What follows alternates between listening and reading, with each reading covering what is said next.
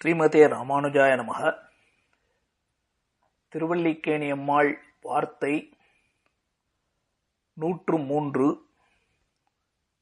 திருவல்லிக்கேணி பெண்பிள்ளை ரகசியம் 103. அந்தாதி பாட வல்லேனோ அழகிய மணவாளரைப் போலே. அந்தாதி பாட வல்லேனோ அழகிய மணவாளரைப் போலே. அழகிய மணவாளர் யார்? அவர் எந்த அந்தாதியை பாடப்பெற்றவராக ஆனார்? பாடக்கூடிய சாமர்த்தியம் படைத்தவரானார். பாடவல்லேனோ என்றால் அவரைப் போல பாட முடிந்ததா அப்படின்னு கேள்வி. அப்ப அந்த அழகிய மணவாளர் யார்? அவர் என்ன அப்படி எந்த அந்தாதியை பாடினார் அப்படின்னு பார்ப்போம். அழகிய மணவாளன் அப்படின்னா பொதுவாக அர்ச்சாவதார தெய்வங்களுக்குள்ளே திருவாலி திருநகரி என்று சீர்காழிக்கு அருகில் இருக்கக்கூடிய திருமங்கையாழ்வாருடைய அவதார ஸ்தலம். அங்க பகவானுக்கு வயலாளி மணவாளன் அப்படின்னு பேர். மணவாளன் மாப்பிள்ளை சாமி. மணவாளன்னு சொன்ன மாப்பிள்ளை, அவருக்கு வயலாளி மணவாளன்னு பேர். அதே போல ரொம்ப பிரபலமாக திருவரங்கத்திலே இருக்கக்கூடிய உற்சவர் விக்கிரகம் இருக்கு இல்லையா, உற்சவங்கள் எல்லாம் கொண்டாடுகிறாரே, கண்டருளுகிறாரே, அந்த பெருமாளுக்கு அழகிய மணவாளப் பெருமாள் என்றே திருநாமம். அழகிய மணவாளப் பெருமாள், அழகிய மணவாளப் பெருமாள் அப்படின்னு சொன்னா ரம்ய ஜாமாதா அப்படின்னு சமஸ்கிருதத்துல சொல்லுவார்கள். ரம்யம் அப்படின்னா அழகிய, ரம்ய ஜாமாதா அப்படின்னா மாப்பிள்ளை, அழகிய மணவாளன் அப்படின்னு நம்பெருமாளுக்கே அவருக்கு அழகிய மணவாளன் அப்படிங்கறதான் திருநாமம். அதே போல ஆச்சாரியார்களுக்குள்ளே நம்பிள்ளையினுடைய ஆசீர்வாதத்தால அவருடைய சிஷ்யரான வடக்கு திருவீதி பிள்ளைக்கு முதலில் பிறந்த பிள்ளை, அதுக்கு பிள்ளை லோகாச்சாரியார் என்று அவருக்கு பெயர் சூட்டப்பட்டது. ஏன்னா அவர் நம்பிள்ளை என்ற லோகாச்சாரியாருடைய ஆசீர்வாதத்தினால பிறந்ததுனால அவருடைய பெயரையே கொண்டு பிள்ளை லோகாச்சாரியார் என்று கொடுக்கப்பட்டது. அப்ப நம்பெருமாள் பார்த்தார், நீர் ஆசீர்வாதம் பண்ணி ஒரு குழந்தை கொடுத்துட்டீர் வடக்கு திருவீதி பிள்ளைக்கு, என் ஆசீர்வாதத்தாலே ஒரு குழந்தை பிறக்கட்டும் அப்படின்னு சொல்ல, அந்த இரண்டாவதாக பிறந்த குழந்தை அதற்கு நம்பெருமாளுடைய அனுகிரகத்தினால அந்த குழந்தை பிறந்ததுனால அவருக்கு அழகிய மணவாளப் பெருமாள் நாயனார் அப்படின்னு திருநாமம். பிள்ளை லோகாச்சாரியாருடைய தம்பியாக நைஷ்டிக பிரம்மச்சாரியாக தன் அண்ணனைப் போலவே இருவரும் ராம லக்ஷ்மணர்களைப் போலே விட்டு பிரியாமல் உயர்ந்த கைங்கரியங்கள், ரகசியமான விஷயங்கள், சம்பிரதாய விஷயங்களை நமக்கு கொடுத்து சென்றார்கள். ஆச்சாரிய ஹிருதயம் என்ற அற்புதமான நம்மாழ்வாருடைய பெருமையை சொல்லக்கூடிய, அதில் சொல்லக்கூடிய உயர்ந்த தாத்பரிய அர்த்தங்களை எல்லாம் சொல்லக்கூடியதான உயர்ந்த பிரபந்தத்தை கொடுத்தவர். ரகசிய கிரந்தம் அழகிய மணவாளப் பெருமாள் நாயனாராலே கொடுக்கப்பட்டது. அதுக்கு ஆச்சாரிய ஹிருதயம்னு பேர். அவர் வியாக்கியானங்களும் அருளி செய்திருக்கார். கண்ணினுன் சிறுத்தாம்பு, திருப்பாவை, அமலநாஜ்பிரான் போன்ற பிரபந்தங்களுக்கு வியாக்கியானங்களும் அருளி செய்திருக்கிறார். அவருக்கு அழகிய மணவாளப் பெருமாள் நாயனார்னு பேர். சுவாமி, இங்க யாரை பத்தி சொல்லுகிறது என்று கேட்டால், ஓரான் வழி குரு பரம்பரையிலே கடைசியாக சொல்லப்படுகிற ஆச்சாரியன், எல்லாருக்கும் தெரியும் சம்பிரதாயத்துல, மணவாள மாமுனிகள் என்று பெயர் பெற்றவர்.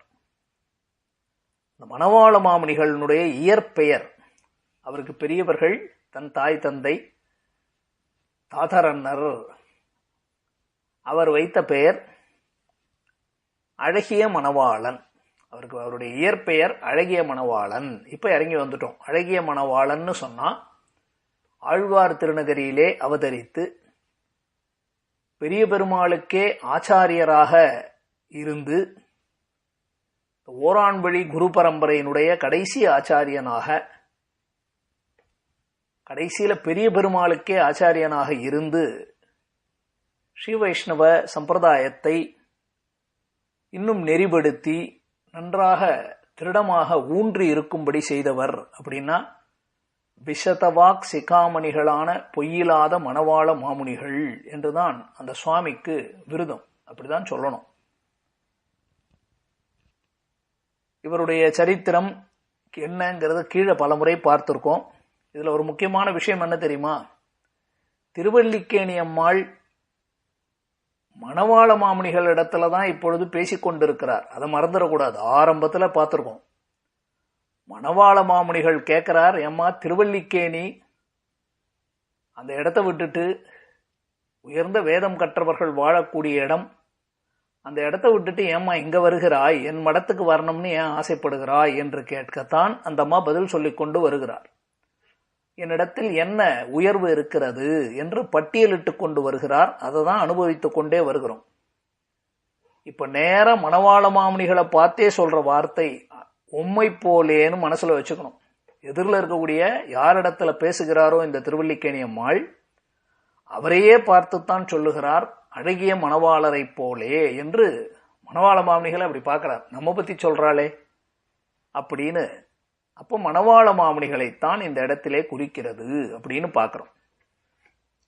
சரி, அந்தாதி. அந்தாதி என்றால் என்ன? அது ஒரு பாடல் இலக்கியத்தின் வகை.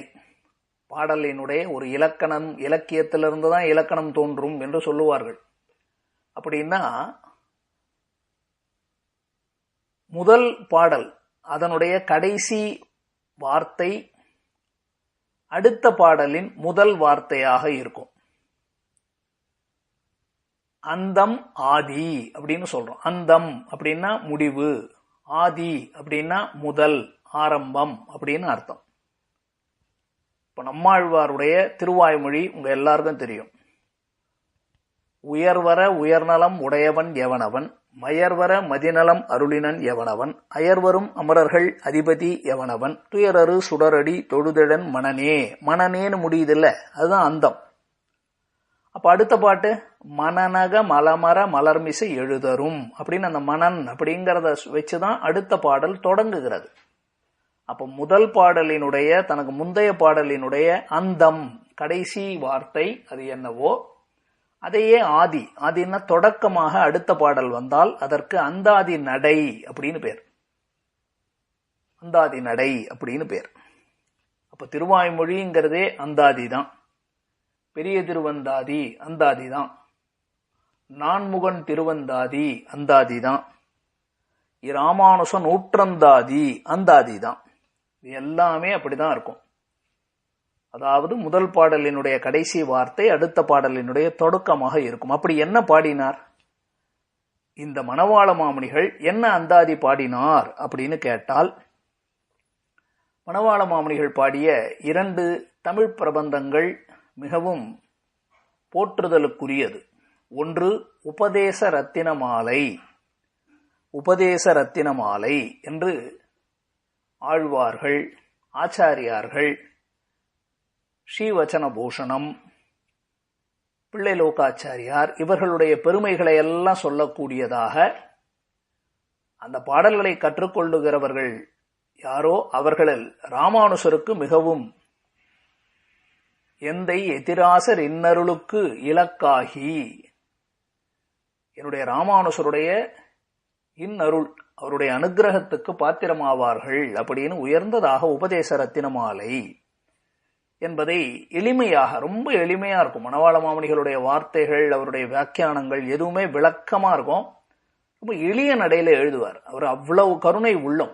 எல்லாருக்கும் தெரியணும், எல்லாருக்கும் போய் சேரணும். பண்டிதர்கள் மட்டும் படிச்சா போதாது, முடியாதவர்களுக்கும் புரிகிற அளவுக்கு எழுதணும் அப்படின்னு ஒரு வரம்பை மீறினதுன்னு சொல்ல முடியாது, வரம்பை தளர்த்தி கொண்டு எல்லாருக்கும் போய் சேரணும் என்று ஆசைப்பட்டவர். அவர் பாடின இன்னொரு தமிழ் பிரபந்தம் ரொம்ப பிரபலமானது எதுன்னா திருவாய்மொழி நூற்றந்தாதி. திருவாய்மொழி நூற்றந்தாதி என்றுதான் அந்த 2வது பிரபந்தத்திற்கு பேர். எல்லாருக்குமே தெரியும், ஆழ்வார்களுடைய பாடல் ஆழ்வார்கள் அப்படின்னு எடுத்தா ஆழ்வார்களுக்குள்ளே தலைவர் அப்படின்னா நம்மாழ்வார் தான் ஆழ்வார்களுக்குள்ள தலைவர். அதே போல ஆழ்வார்கள் பாசுரங்கள் எத்தனை பாடல்கள் இருக்கட்டும், ஆழ்வார்கள் பாசுரங்களுக்குள்ள தலையான பாடல் அப்படின்னு சொல்லணும்னா அது திருவாய்மொழிக்கு அந்த ஏற்றம். நம்மாழ்வாரே தன் திருவாய் மலர்ந்து அருளினதனால அதற்கு திருவாய்மொழி என்று பேர். சாமவேத சாரமாய், சாந்தோக்கிய உபனிஷத் சாரமாய், அர்த்த பஞ்சகத்தையும் வெளியிடக்கூடியதாய், திருமந்திரம் துவயம் சரமஸ்லோகத்தின் பொருள்களெல்லாம் நிரம்ப பெற்றதாய், வேதம் தமிழ் செய்த மாறனாலே பாடப்பட்ட உயர்ந்த பிரபந்தம்தான் திருவாய்மொழி. அந்த திருவாய்மொழியினுடைய பெருமை சிறு வயதிலிருந்தே மணவாள மாமுனிகளுக்கு அதில் ஈடுபாடு அதிகம். ஏன்னா அவருடைய ஆச்சாரியன், அவருக்கு பேரே திருவாய்மொழி பிள்ளை. அவருடைய ஆச்சாரியனுக்கு பேரே திருவாய்மொழி பிள்ளை அப்படின்னு தான் பேர்.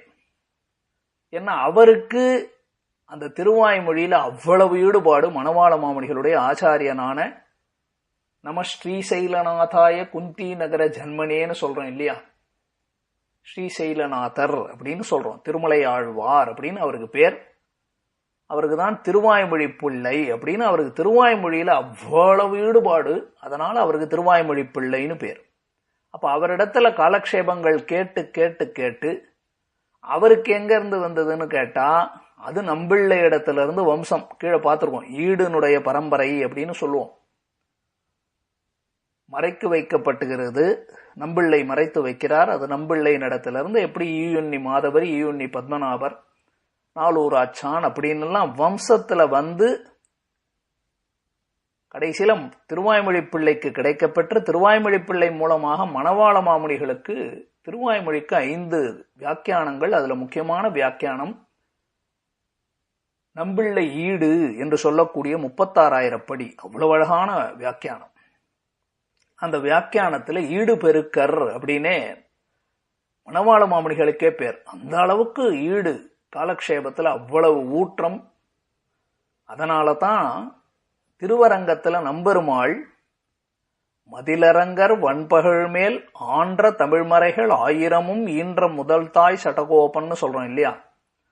அப்ப அந்த திருவாய்மொழியே திருவரங்கநாதனை குறித்துத்தான் பாடப்பட்டது. அதனால அந்த திருவரங்கநாதனே 1 வருட காலம் தன்னுடைய உற்சவங்களை எல்லாம் நிறுத்திவிட்டு தனக்கு மணவாள மாமுனிகளையே ஆச்சாரியனாக ஏற்றுக்கொண்டு மணவாள மாமுனிகளை கொண்டு தான் காலக்ஷேபமாக திருவாய்மொழியின் அர்த்தங்களை கேட்டார் அப்படிங்கிறது சரித்திரம். அவர்தான் கடைசியில ஸ்ரீசைலேச தயாபாத்திரம் என்று தனியனையும் கொடுத்தார், நம்பெருமாளே கொடுத்தார் அப்படின்னு பாக்குறோம்.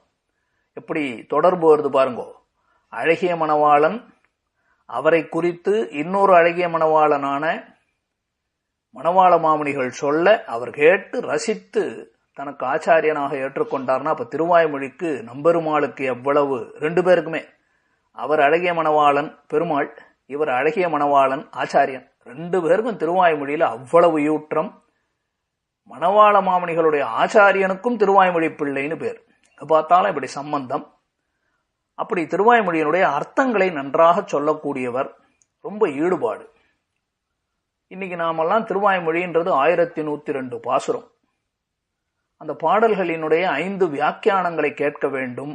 அதுல 36,000 படி என்ற ஈடு வியாக்கியானத்தை கேட்கணும்னா முதல்ல ஸ்ரத்தை இருக்கணும், ஞானம் இருக்கணும், சக்தி இருக்கணும், வயசு இருக்கணும். இப்படிலாம் இருந்தாதான் கேட்கவே முடியும். எளியவர்கள் எப்படி கேட்டாலும் தரித்து இருக்க முடியுமான்னு அவ்வளவு அர்த்தங்கள் நிறைந்தது திருவாய்மொழி ஈடு காலக்ஷேபம். அப்ப இது எப்படி சுருக்கமா நினைவிலே கொள்ளுவது? இதுல இது சொல்லி இருக்கு, என்னென்னது சொல்லி இருக்கு அப்படிங்கறத சுருக்கமா எப்படி கொள்ளுவது என்றால், திருவாய்மொழி நூற்றந்தாதி என்ற இந்த பாசுரங்களை கற்றுக்கொண்டோம் என்றால் அர்த்தங்கள் அடுத்தது இதுதான், இதைத்தான் சொல்ல வருகிறார் இந்த பாசுரங்களாலே அப்படின்னு நம்ம தெளிவாக தெரிந்து கொள்ளலாம். சரியா 100 பாடல்கள். திருவாய்மொழி நூற்றந்தாதி என்பது 100 பாடல்களை கொண்டது. அந்த திருவாய்மொழி நூற்றந்தாதி 100 பாடல்களுக்கு ஒரு கட்டுப்பாடு இருக்கிறது. அதுதான் இப்ப பார்க்க போறோம். அதுதான் முக்கியம்.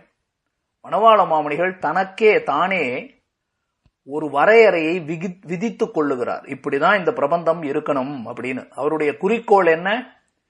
எளிமையா, அதே சமயத்துல இது மக்களுக்கு புரியும்படியான அர்த்தங்களும் இருக்கணும், எளிமையாவும் இருக்கணும், அவர்களுக்கு நம்மாழ்வாரிடத்துல ஈடுபாடும் ஏற்படுத்தணும்.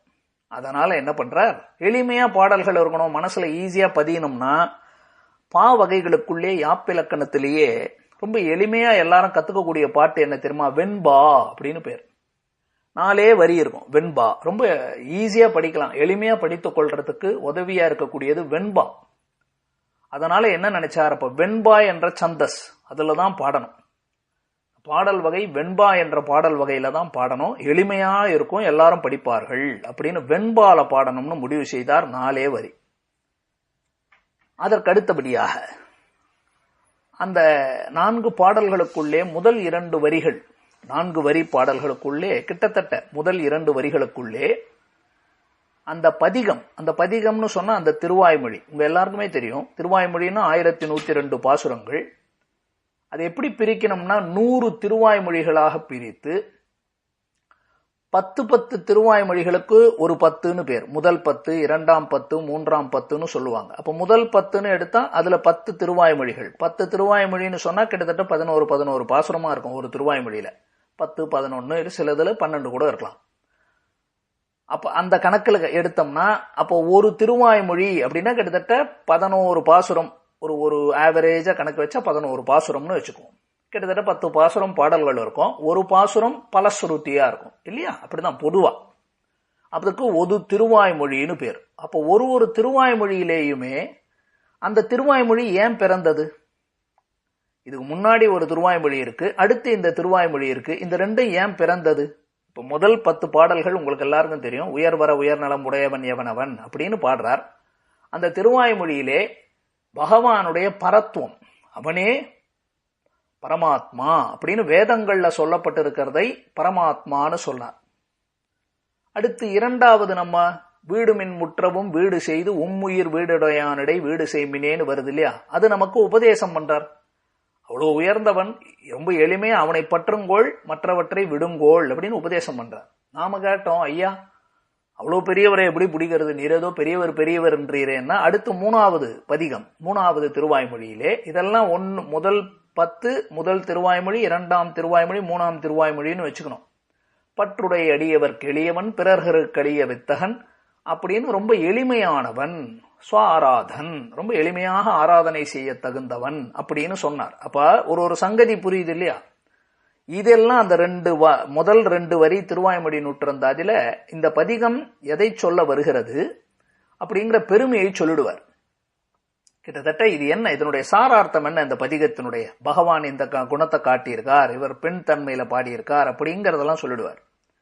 அதே போல முன்னாடி பதிகத்துக்கும் இந்த பதிகத்துக்கும் என்ன தொடர்பு அப்படிங்கறதையும் சொல்லிடுவார். ஈடு வியாக்கியானத்துல இருக்கிற மாதிரியே இருக்கும், மாத்தி சொல்ல மாட்டார். ரொம்ப முக்கியம்.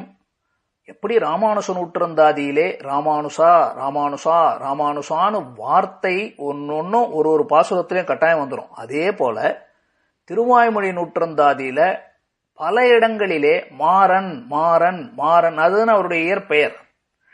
அவதரிச்ச உடனே நம்மாழ்வாருக்கு தாய் தந்தையர் வைத்த பெயர் மாறன், மற்றவர்களை விட மாறி இருக்கிறபடியாலே இவருக்கு மாறன்னு பேர். அதனால பல இடத்துல மாறன் மாறன்னு தான் இருக்கும். சட்டகோபன்னு வரும். திருவாய்மொழி நூற்றந்தாதி எடுத்து பாத்தீங்கன்னா பல இடங்களிலே மாறன் மாறன் மாறன் அப்படின்னு தான் சொல்லியிருப்பார். அப்ப கட்டாயமா நம்மாழ்வாருடைய பேர் திருநாமம் வரணும். ஆனா அந்த பேரை வெறுமனே மாறன்னு சொல்ல மாட்டார். அந்த பாசுரங்களை கொடுத்ததனால நமக்கு என்ன, அதனால என்ன உபகாரம், நமக்கு என்ன கிடைச்சது, என்ன உபகரித்திருக்கார் அப்படிங்கறத மனசுல வச்சு அதற்கேற்றபடியா சொல்லி மாறன்னு வர. அந்த மாறனுக்கு ஒரு விசேஷம் போடுவார். அந்த விசேஷம் எப்படி இருக்கும்னா, என்ன நமக்கு உபகாரம் பண்ணியிருக்காரு அந்த பாடல்களாலே நம்மாழ்வார் அப்படிங்கறதும் அதுல இருக்கும். ரொம்ப முக்கியம். கடைசியில அந்தாதி நடையில இருக்கணும். இப்போ உங்களுக்கு இதுதான் இதுல சொன்னது ஞாபகம் வச்சுக்கோங்க. அப்போ வெண்பாவா இருக்கணும். முதல் 2 வரிகளிலே அந்த பதிகத்தினுடைய சாரார்த்தம் இருக்கணும். அடுத்தது அந்த முன்னாடி பதிகத்துக்கும் இந்த பதிகத்துக்கும் என்ன தொடர்பு அப்படிங்கறத நம்பிள்ளை எப்படி சொல்லியிருக்காரோ அதே போல சொல்லியிருக்கணும். நம்மாழ்வாருடைய திருநாமம் கட்டாயமா இருக்கணும். பிரபலமா மாறன் மாறன்னு இருக்கும். அதற்கு முன்னாடி விசேஷமாக அந்த பதிகத்துல நமக்கு என்ன அனுகிரகம் செய்திருக்கிறார் அப்படிங்கறத கொண்டு அந்த நம்மாழ்வாருக்கு ஒரு ஏற்றத்தை சொல்லியிருப்பார். கடைசியில அந்தாதி நடையில இருக்கணும். இதெல்லாம் சேர்த்து அவரா ஒரு இலக்கணத்தை வச்சுக்கிட்டு தான் அழகா பாடினார். அல்லும் பகலும் அனுபவிப்பார் தங்களுக்கு சொல்லும் பொருளும் தொகுத்துரைத்தான் நல்ல மணவாள மாமுனிவன் மாறன்மறைக்கு தனவான் நூற்றந்தாதிதான் அப்படிங்கிறது இதற்கு தனியன், இந்த திருவாய்மொழி நூற்றந்தாதி. அல்லும் பகலும் அனுபவிப்பார் தங்களுக்கு, யாரெல்லாம் அந்த திருவாய்மொழியை பகல் ராத்திரின்னு வித்தியாசம் பாராமல் அனுபவிக்க ஆசைப்படுகிறவர்களுக்கு அதனுடைய சொல்லும் பொருளும் அதனுடைய சாரார்த்தம் என்ன என்பதை தொகுத்து உரைத்தான். இப்ப சொன்ன இல்லையா, இந்த மாதிரி ஒரு வரையறைக்குள்ள தொகுத்து உரைத்தவர் யார்? நல்ல மணவாள மாமுனிவன். எதற்கு செய்தார் இதை? மாறன் மறைக்கு. இங்கே பாருங்க, மாறன் என்ற வார்த்தையை போட்டுட்டாங்க. மாறன்னு சொன்னா நம்மாழ்வார், மறை அப்படின்னா நம்மாழ்வார் பாடிய வேதம் தமிழ் செய்த மாறன் இல்லையா, அவர் பாடிய தமிழ் வேதமான திருவாய்மொழிக்கு தனவான் நூற்றந்தாதி தான், மிக உயர்ந்ததான நூற்றந்தாதி வகையிலே பாடினார் அப்படின்னு பாக்குறோம். மண்ணு புகழ்ஷேர் மணவாள மாமுனிவன் தன் அருளால் உட்பொருள்கள் தன்னுடனே சொன்ன, உட்பொருள்கள் தன்னுடனே சொன்ன, அவருக்கு எந்த அளவு அவர் பெருமை மிகுந்தவர் மணவாள மாமுனிகள். ஆனா நம்ம இடத்துல கருணையோடு ஒரு பதிகத்துல என்ன ஆழ்வார் சொல்லுகிறார் அப்படிங்கிறதை அதனுடைய உட்பொருளோடு சொன்ன திருவாய்மொழி நூற்றந்தாதி எப்படி இருக்கு சுவாமி? என்னும் தேனை என்றார். திருவாய்மொழி நூற்றந்தாதியாம் தேனை ஒருவாதருந்து நெஞ்சே ஊற்று அப்படின்னு தன்னுடைய நெஞ்சத்துக்கு உபதேசம் செய்யணும். அப்படி உயர்ந்த பாசுரங்கள். முதல் பாடலும் கடைசி பாடலும் மாத்திரம் சொல்லி நிறைவுறுத்துகிறேன். உயர்வே பரன்படியை உள்ளதெல்லாம் தான் கண்டு உயர்வேத நேர்கொண்டுரைத்து மயர்வேதும் வாராமல் மானிடரை வாழ்விக்கும் மாறன் சொல் வேறாகவே விளையும் வீடு அப்படின்னு சொல்லி முடிக்கிறார். அப்ப உங்களுக்கே தெரியணும், அடுத்த பாட்டு ஆரம்பம் எப்படி இருக்கணும்? வீடு செய்து மற்றவையும் அப்படின்னு அடுத்தது தொடங்கும். இப்ப கடைசி பாடல், முனிமாறன் முன்புரை செய் முற்றின்பம் நீங்கி தனியாகி நின்று தளர்ந்து நனியாம் பரமபக்தியால் நைந்து பங்கையத்தாள் கோணை ஒருமையுற்றுச் சேர்ந்தான் உயர்ந்து. முடிக்கும் போதும் உயர்ந்துன்னு முடிக்கிறார் பாருங்க. அப்படின்னா முதல் பாடல் உயர்வே பரன்படியை என்று தொடங்கக்கூடியது. ரொம்ப அற்புதமான தொகுப்பு திருவாய்மொழி நூற்றந்தாதி. பெரியவர்கள் சொல்ல இதனுடைய வியாக்கியானத்தை கேட்டு திருவாய்மொழி என்னும் தேன், அதை பாடிய திருவாய்மொழி நூற்றந்தாதி என்ற தேனை அடியார்கள் அனுபவிக்க வேண்டும் என்றுதான் ஆசைப்பட்டு திருவல்லிக்கேணி அம்மாள் அந்தாதி பாடவல்லேனோ அழகிய மணவாளரை போலே என்று, மணவாள மாமுனிகளே உம்மை போல இப்படி கருணையோட எளிமைப்படுத்தி திருவாய்மொழி நூற்றந்தாதி யாரால் பாட முடியும், நான் பாடினேனா என்று கேட்கிறார். அடுத்தது 104வது வாக்கியம், உமது சந்திக்கு என்றேனோ மாமுனிகளைப் போலே. என்ன என்பதை பார்ப்போம். சந்ததியர், இது சந்ததின்னு சொன்னா உம்முடைய பின்னாடி வரக்கூடிய சந்ததியருக்கு என்று, உமது சந்ததிக்கு என்றேனோ மாமுனிகளைப் போலே. அதனுடைய அர்த்தத்தை பொறுத்திருந்து பார்ப்போம். ஸ்ரீமதே ராமானுஜாய நமஹ.